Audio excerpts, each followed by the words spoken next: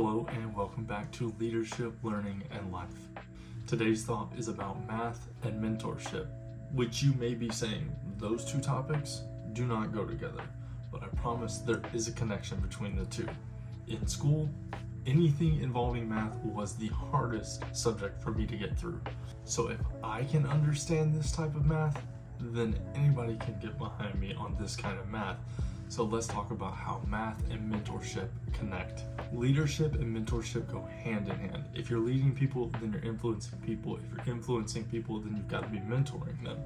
So if you want to lead and mentorship to the highest level, then you got to do some math to maximize on that. Like in traditional math, you've got addition, subtraction, division, multiplication.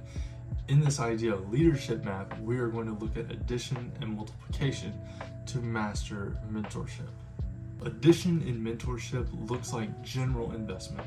For example, you go into the workplace and you say, I'm going to connect with each of my coworkers, each person that I have an opportunity to interact with, and I'm going to make sure that I connect with each person on this level. I'm going to ask them these questions. I'm going to spend this much time with each individual that I have an opportunity to be around.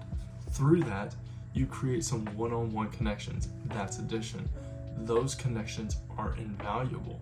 Oftentimes, those connections can mean the world for somebody. It opens the door for you to connect on a deeper level with that individual. My point is not to devalue those relationships or connections. My point is to look at how we can go from addition to multiplication to maximize influence and mentorship. So how do you cross that bridge from addition to multiplication and put an exponent on your influence? This happens when you go from that generalized investment to some intentional investment. Let me tell you what I'm talking about. A biblical example serves perfectly here. In the Gospels, we see Jesus doing exactly this with his disciples. Jesus' ministry was to everyone. However, he was very intentional about the way that he invested and mentored the 12 disciples. While he was mentoring and investing in everyone, he had the 12 disciples close to him. They saw how he did things. They got the conversations that everyone else didn't get to have. They saw things that everyone else didn't get to see. They heard things that everyone else didn't get to hear. The 12 disciples, he was preparing intentionally for mentorship and investment of their own after he was off the scene. It isn't that Christ wasn't investing in everyone, but it was that he was intentional about his investment into the 12 people that were going to go on to influence the world themselves. A clarification that can also be pulled off of Christ's example. Again, in the Gospels, when you see the children coming to Christ and wanting to spend time with him, the disciples are the ones who step up and say, get out of here. Don't you understand who this is? Don't you understand that he has things to attend to? What was Christ's response to that? Christ told the disciples to leave him alone. Christ said, if they want my time, then it's theirs. What I want you to get from that is that being intentional about your investment into a specific group of people does not mean neglect of other people. It does not mean valuing some people over other people. It simply means intentionality in the way that you're investing in this person or group of people. Doing that is how you put an exponent on your influence to grow that beyond one-to-one into multiplication in your mentorship. So what does that look like in practice? I'm going to give you 5 steps for maximizing your influence through mentorship. Step 1, commit to developing other leaders. The reason that I say that's a requirement is because it's not a commitment that you can make lightly. There are costs associated with that commitment.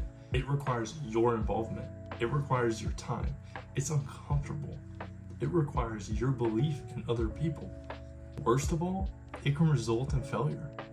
If you understand that though, and you're still desiring and willing to invest in other people, then you can make the commitment to do that. Step 2, if you've made the commitment to develop other people, is to identify the people ready to be developed in that way. How do you identify if someone is ready to be developed in that way? The first thing required to identifying if someone is ready or not is to know the individual. If you haven't taken the time to get to know them on that one-to-one addition type investment, then you won't be able to know if they're ready for deeper, more intentional investment. You've got to start there. You need to know, who are they? What are their interests? What is their reputation? Are they disciplined? What's their attitude? If you can vouch for those things, then likely that's somebody who's ready for a different type of development. The third thing is to identify their fears and encourage past those. Think back to the first time that you stepped into any type of leadership role. I'm sure that you had some concerns or fears of your own, and undoubtedly they do as well. You cannot minimize those. You cannot overlook them. You can't excuse them away. Those fears are entirely legitimate to that person. Your responsibility as the person developing them is to see those fears, recognize them, and help them work through those through your experience. Don't minimize their fears, but acknowledge them and help grow them past those fears. The fourth thing is to mold the leadership mindset. The assumption here is that you have experience in leadership and developing other people. This individual that you're developing likely does not have that yet. That means they don't know how a leader thinks in the scenario that you're developing them in. There are things that they haven't faced yet. There are areas where maybe they potentially think they have the right mindset for this, but potentially there's still room for growth in that area. You, as the mentor, as the leader, are the person now responsible for molding their leadership mindset. How do you do that though? Use hypotheticals. Throw situations at them. See how they analyze them. See how they respond to different situations. Use those conversations to challenge them and to grow their thinking, to grow their reasoning.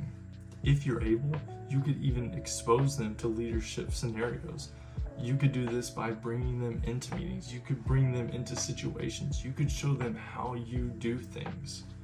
However you're able to do it, the goal is to grow their mindset into a mature leadership mindset. The fifth and final thing is to empower them through your belief. Every one of us, myself included, wants to be believed in.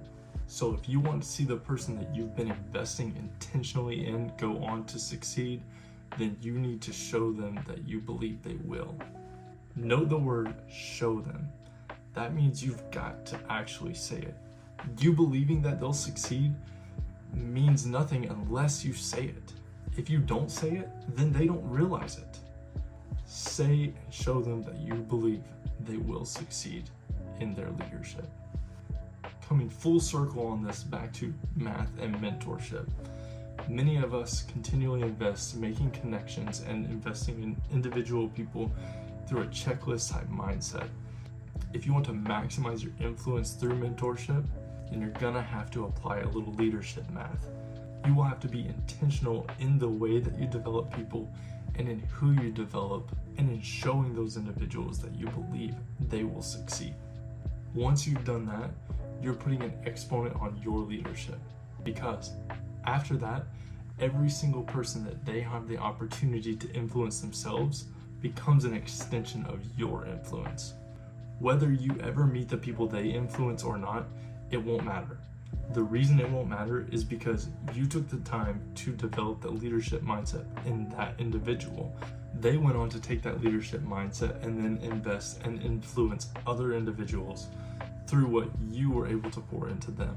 Because of that, you had the opportunity to grow your influence beyond people that you would ever meet. And that is how you use leadership math to take your investment from one-to-one to an entirely new level. Thank you for coming back to another thought here on Leadership Learning in Life. Please like, subscribe, and come back for another thought soon. Thank you.